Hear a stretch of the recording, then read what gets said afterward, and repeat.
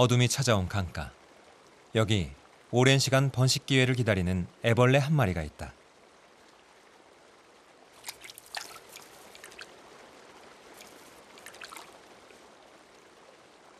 애벌레 상태로 무려 3년의 시간을 보내는 이 녀석의 이름은 바로 하루살이다. 우리나라에만 약 80여 종의 하루살이가 살고 있다.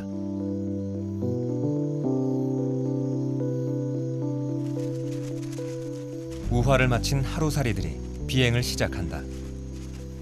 마치 축제를 열듯 때를 지어 하늘을 나는 수컷 하루살이들. 암컷의 눈에 띄기 위한 수컷들의 치열하고도 화려한 군무다.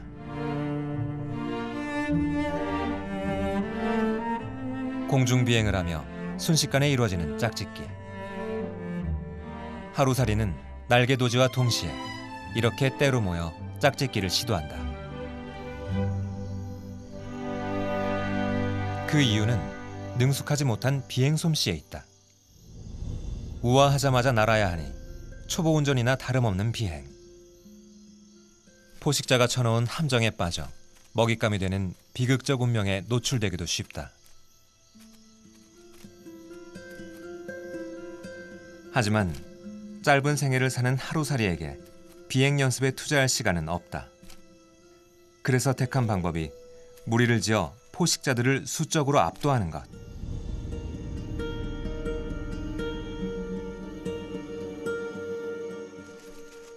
우리가 하루살이의 화려한 군무를 볼 수 있는 것도 바로 이 때문이다.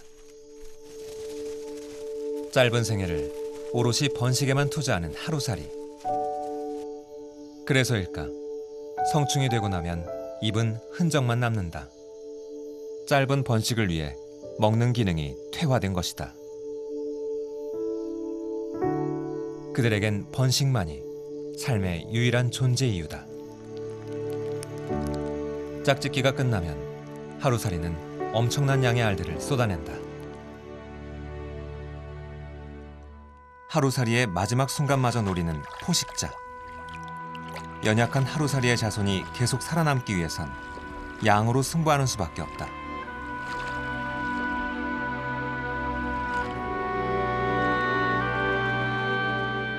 생의 마지막 순간까지 더 많은 수정란을 물속에 떨어뜨리기 위해 사력을 다하는 하루살이. 그러나 이 중 대다수의 알들은 물고기의 밥이 되고 만다. 하지만 수정란 중 일부라도 살아남을 수 있다면 하루살이의 죽음은 결코 헛되지 않을 것이다. 공존하는 삶과 죽음 속에 매일 밤 사랑에 빠진 하루살이들의 날갯짓이 밤하늘을 수놓는다.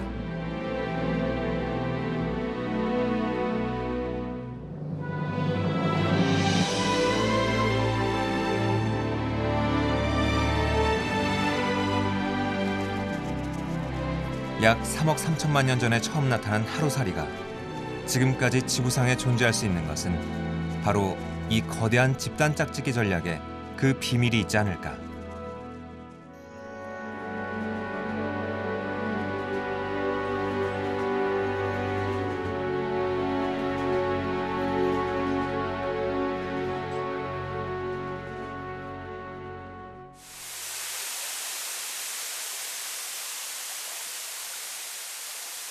번식은 생물들이 살아가는 가장 궁극적이고 최종적인 목표다.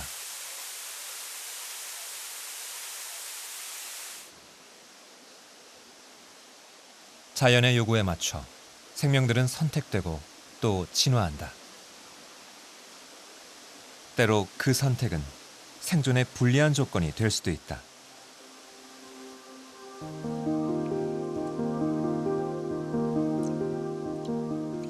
자연은 예측 불가능한 선택을 하도록 이끄는 불가사의한 힘이다. 1cm도 채 안 되는 작은 곤충. 부지런히 풀잎을 돌아다니며 먹이를 찾는다. 잘록한 허리에 긴 더듬이가 마치 개미처럼 보이는데 녀석의 정체는 다름 아닌 대눈팔이다. 유난히 눈에 띄는 더듬이. 그런데 얼굴 양옆으로 길게 뻗은 이것은 사실 더듬이가 아닌 눈이다.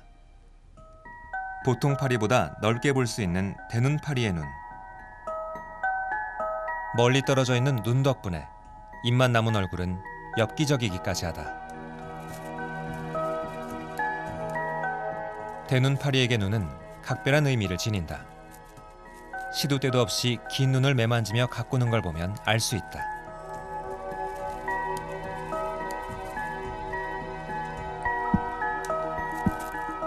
막 우아하는 대눈파리의 눈은 아직 얼굴 가까이에 붙어 있다.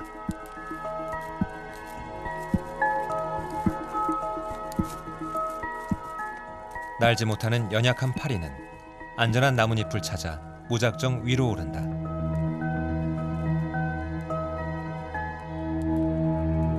점차 시간이 지나면서 외형에 변화가 오기 시작하는데 가장 먼저 변하는 것이 바로 두 눈이다. 공기를 들이마신 후 마치 풍선을 불듯 눈자루를 늘려나간다.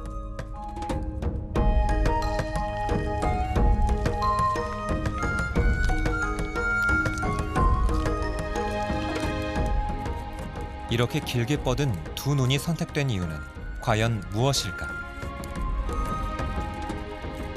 보통 파리처럼 물체를 빠르게 인식할 수 있는 겹눈을 갖고 있는 대눈파리.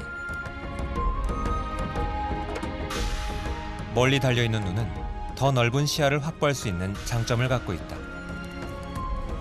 그러나 날 때는 상황이 다르다.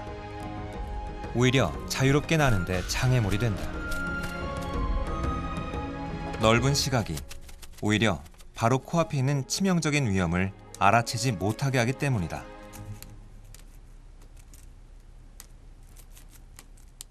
이 녀석은 운 나쁘게도 오늘 거미의 밥이 되고 말았다.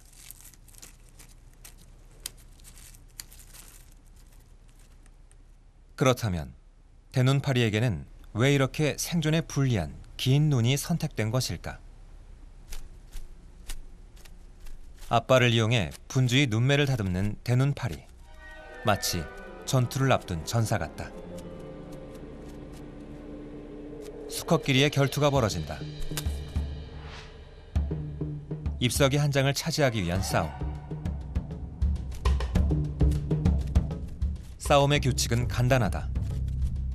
눈과 눈 사이의 간격이 넓고 더 긴 앞발을 가진 파리가 승리한다. 서로 마주보며 눈 사이의 간격을 열심히 재보는데 어림없는 길이에 금세 패배를 인정한다. 이번엔 비슷한 크기의 수컷들. 긴 앞발로 선제 공격에 나서보는데 기쁨도 잠시, 반격하는 상대의 기세에 눌려 움찔 뒤로 물러선다. 결국 크게 한 대 얻어맞고 주랭랑을 치고 마는 수컷. 패자는 말이 없는 법, 군말 없이 돌아선다. 대눈파리에게 눈 사이가 먼 것은 강인함의 표지다.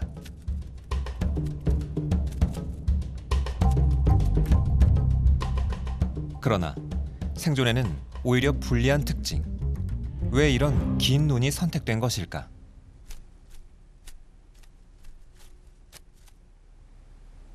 선택의 결정권은 주변 환경도 또 수컷의 목도 아니었다. 그 답은 대눈파리의 짝짓기에서 명확해진다.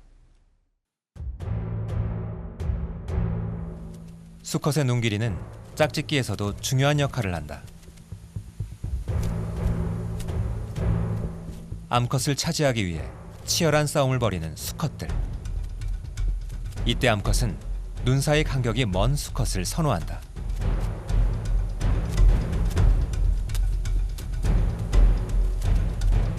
암컷의 마음을 돌려보기 위해 또 다른 수컷이 도전에 나선다. 방심한 사이 공격해보지만 생각보다 상대의 힘이 강하다. 결국 암컷을 다시 차지하게 된 수컷. 수컷들의 눈 사이가 멀어지게 된 이유는 바로 암컷이 그런 수컷들에게 더 매력을 느끼기 때문이다. 매력적인 파리가 되기 위해 불편함과 위험을 감수해야 하는 수컷. 번식을 위한 어쩔 수 없는 선택이다. 후손을 생산할 유일한 존재인 암컷의 뜻에 따를 수밖에 없다. 짝짓기를 위한 맹목적인 선택. 그것은 어리석은 행동이었을까? 오늘도 대눈파리 수컷은 긴 눈을 매만지며 자신의 후손을 낳아줄 암컷을 만나기 위해 외출 준비를 한다.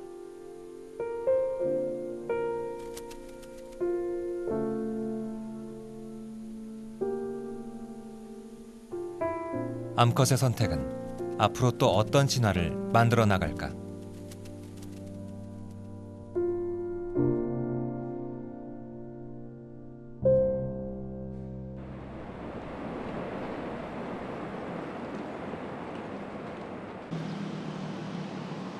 많은 인파로 북적이는 한낮의 도심. 활기찬 도시의 주인은 사람과 자동차들이다.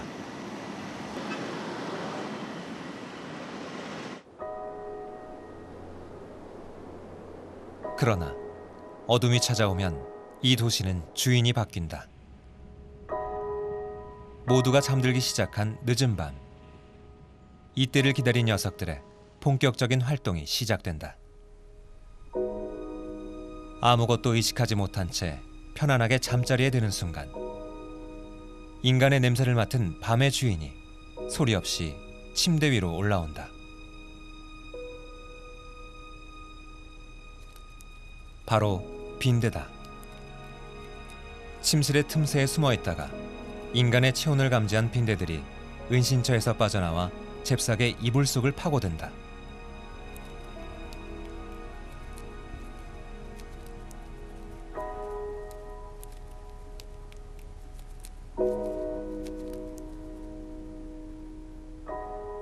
드디어 피부까지 올라오는데 성공한 빈대. 진한 피 냄새에 흥분을 감추지 못한 녀석이 흡혈 준비에 나선다. 주사바늘 모양의 주둥이를 마치 칼을 갈듯 잘 다듬고선 한 방에 찌른다.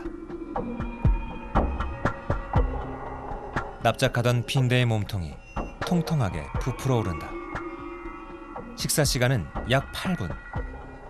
평소 크기의 2배 이상이 될 때까지 마음껏 식사를 즐긴다.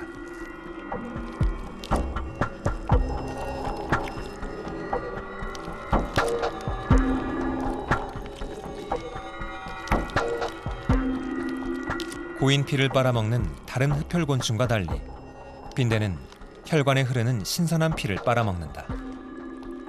그런데 어떻게 들키지 않고 마음껏 피를 마실 수 있는 것일까? 빈대의 침에는 마취제 역할을 하는 단백질이 있어 숙주에게 들키지 않고 안전하게 식사를 마칠 수 있다. 충분히 배가 부른 빈대는 재빨리 은신처로 되돌아간다.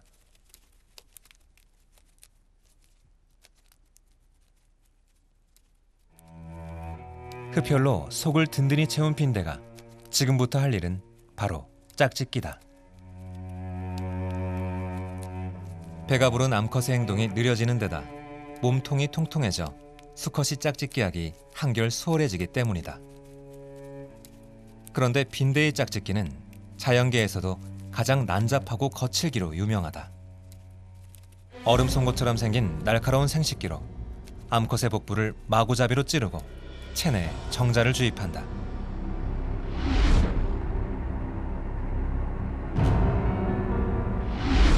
빈대의 짝짓기는 낭만적인 합방이 아닌 잔인한 공격에 가깝다.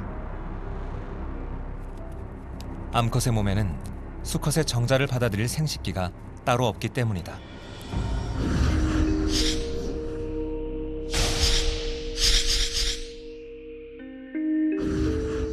수컷이 암컷의 복부에 강제로 구멍을 내고 정자를 주입하면 암컷은 체내에 있는 정자 유도관을 통해 저정낭에 정자를 모아두었다가 수정을 하게 된다. 그런데 왜 빈대 수컷은 지나칠 정도로 잔인하고 무자비하게 암컷의 몸을 찔러 짝짓기를 시도할까? 수십 번이나 계속 짝짓기를 시도하는 수컷. 암컷보다 수컷의 개체수가 많으면 이런 폭력성은 더욱 심해진다. 암컷이 눈에 보이기만 하면 무조건 달려들어 복부를 찌른다. 결국 몸에 난 상처를 회복할 시간도 주지 않아 암컷들이 죽음에 이르기도 한다. 자연은 빈대에게 왜 이런 무자비한 번식 방법을 선택하게 했을까? 그것은 다른 수컷들과의 경쟁에서 우위를 차지할 수 있기 때문이다. 교미 횟수가 많을수록 자신의 정자가 최종 승자가 될 확률이 높아진다. 지극히 이기적인 번식 전략이다. 그러나 아슬아슬한 죽음의 줄타기 속에서 살아가는 빈대에겐 이런 잔인하고 확실한 번식 전략이 필요하지 않았을까?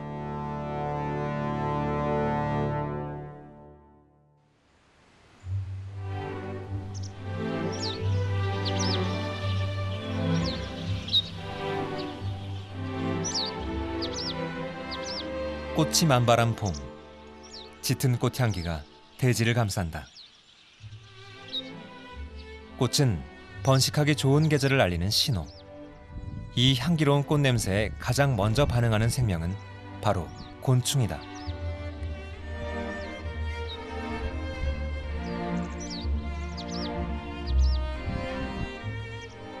냄새에 민감한 벌은 1km 떨어진 곳에서도 꿀냄새를 맡고 찾아온다. 꿀을 선물 받은 곤충들은 꽃가루를 이리저리 이동시키며 식물의 중매쟁이 역할로 보답한다.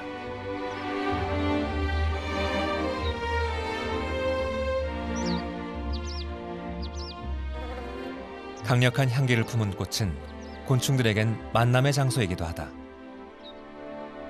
힘겹게 짝을 찾아 나설 필요도 없다. 자연스러운 만남에 이어 바로 짝짓기가 이루어진다.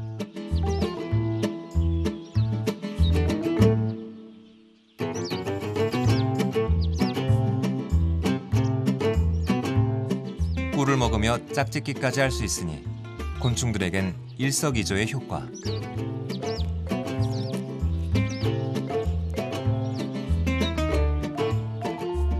그러나 꽃과 관계없는 곤충에겐 또 다른 짝짓기 전략이 필요하다.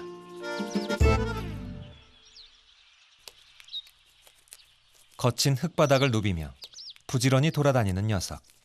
지금 짝을 찾아 헤매는 중이다. 날카로운 턱을 가진 사나워 보이는 외모. 그러나 온몸을 뒤덮고 있는 화려한 껍질은 마치 예술 작품을 연상시키듯 아름답다.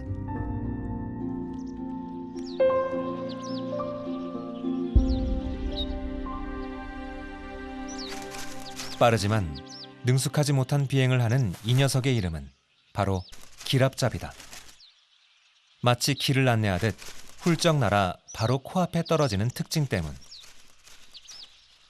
게다가 엉성하게 짝이 없는 착지. 날개가 있는 곤충이지만 비행 솜씨가 내세울 만한 수준이 아니다.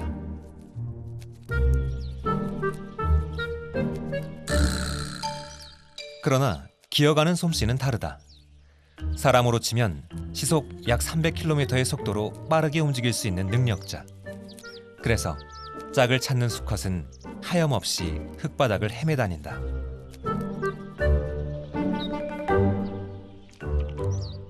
길에 버려진 애벌레의 사체를 강력한 턱을 이용해 먹어치우는 기랍잡이. 체력도 보충했으니 다시 먼 길을 나서본다.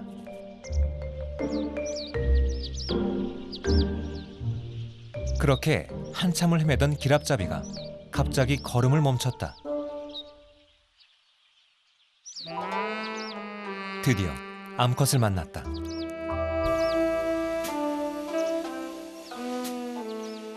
암컷이 눈치채지 못하도록 조심스럽게 다가가는 수컷. 그토록 찾던 반가운 암컷에게 수컷은 어떤 아름다운 구애 행동을 할까?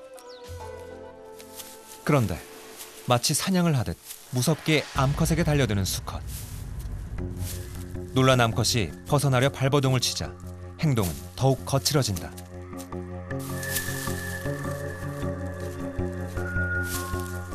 암컷이 꼼짝하지 못하도록 강력한 턱으로 제압하는 수컷. 그야말로 강압적인 짝짓기다.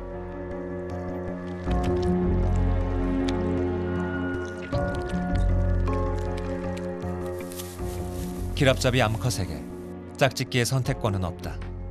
오직 수컷의 의지에 달렸을 뿐. 만나는 암컷마다 짝짓기를 시도하는 수컷은 곤충계의 카사노바라 불린다. 암컷의 수가 부족해질수록 수컷의 이런 번식 욕구는 더 강렬해진다.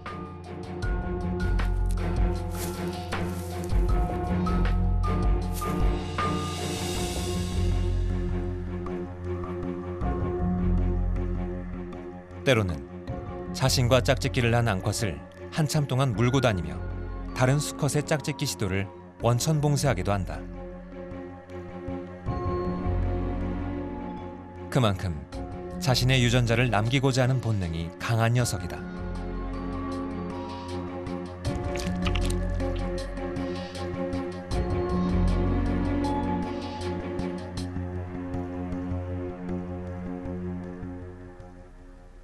활발한 짝짓기가 끝나고 나면 기랍잡이 서식지엔 작은 변화가 생긴다. 흙바닥 곳곳에 조그맣고 둥근 구멍들이 생겼다. 바로 암컷이 파놓은 구멍이다. 열심히 엉덩이를 땅에 묻고 산란하는 암컷. 알을 안전하게 보호하기 위해 더 깊숙이 엉덩이를 넣어 구멍 속에 알을 낳는다.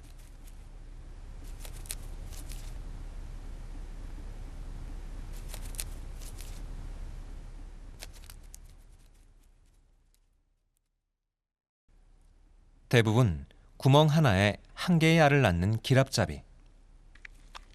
2년살이 곤충인 기랍잡이는 앞으로 1년간 애벌레 상태로 지내게 된다.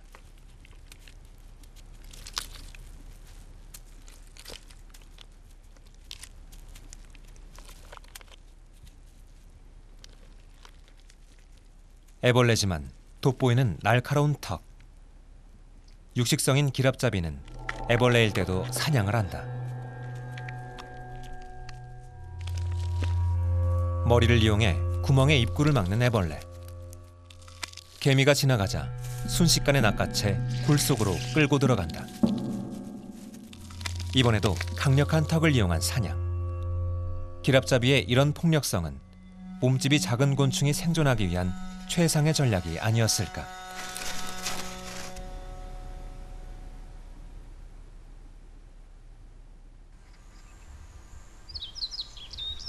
하지만 좀 더 우아한 방식으로 살아가는 곤충도 있다.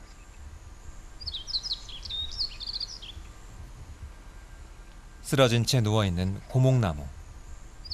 썩기 시작하는 이 고목나무에 새로운 생명이 세상 밖으로 나갈 준비를 하고 있다.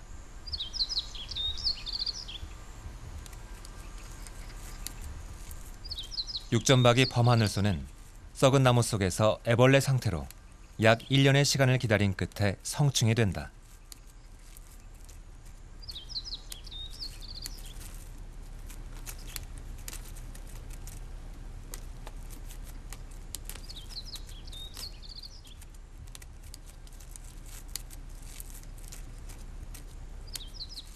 몹시 허기를 느낀 육전박이 범하늘소는 밖으로 나오자마자 나무의 수액이나 꿀을 찾아 서둘러 길을 나선다. 긴 더듬이를 이용해 냄새를 맡으며 먹이를 찾는 육전박이 범하늘소.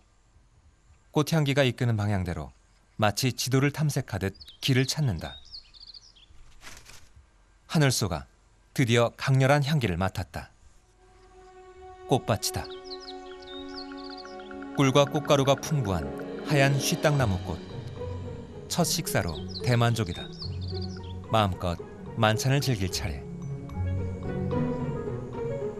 배가 고팠는지 허겁지겁 먹어대느라 정신이 없다. 긴 더듬이가 자꾸 걸려 불편하기도 하지만 이 더듬이 덕분에 찾은 식사니 불평할 수도 없다.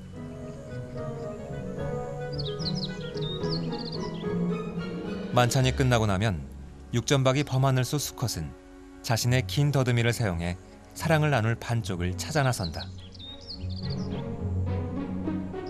더듬이는 암컷의 페로몬을 감지하는 데 탁월한 성능을 갖고 있다.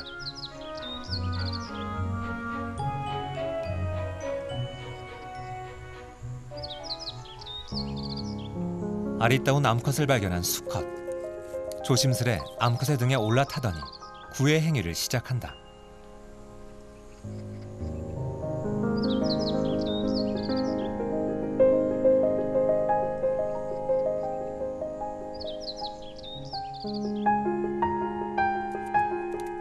수컷은 짝짓기를 하는 동안 입을 이용해 암컷을 부드럽게 쓰다듬으며 사랑을 표현한다. 강압적이고 폭력적인 짝짓기가 아닌 상호 배려로 이루어진 아름답고 부드러운 짝짓기다.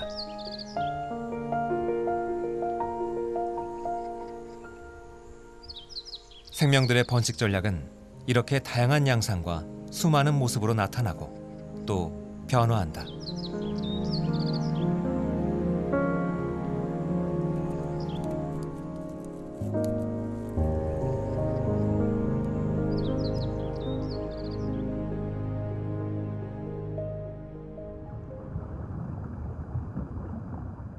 우리가 살고 있는 지구엔 수천만 종의 생명들이 존재한다.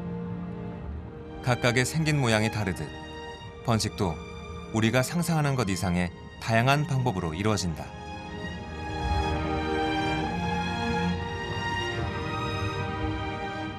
끊임없는 진화 속에 사라지지 않고 종을 보존하는 길.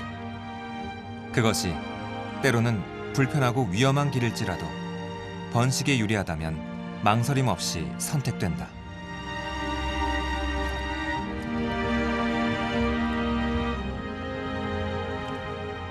무엇보다 포식자들로부터 새끼를 가장 안전하게 보호하거나 많은 후손을 남길 수 있는 방향으로 자연 선택은 이루어진다.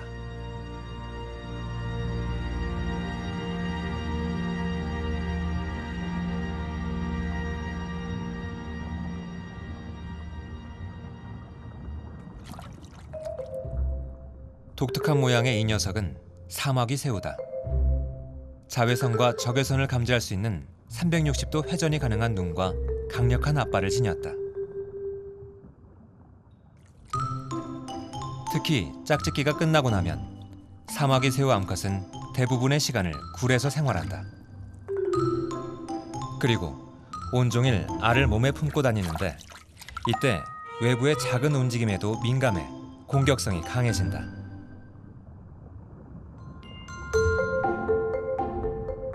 이렇게 알을 품고 있으니 사냥도 포식자를 피해 달아나는 것도 쉽지 않은 상황. 그러나 암컷은 이러한 불편함보다 안전한 양육을 선택했다. 더 많은 알을 부화시키고자 하는 암컷의 모성애. 번식을 위해 이 정도의 희생은 기꺼이 감수해야 하는 것이다.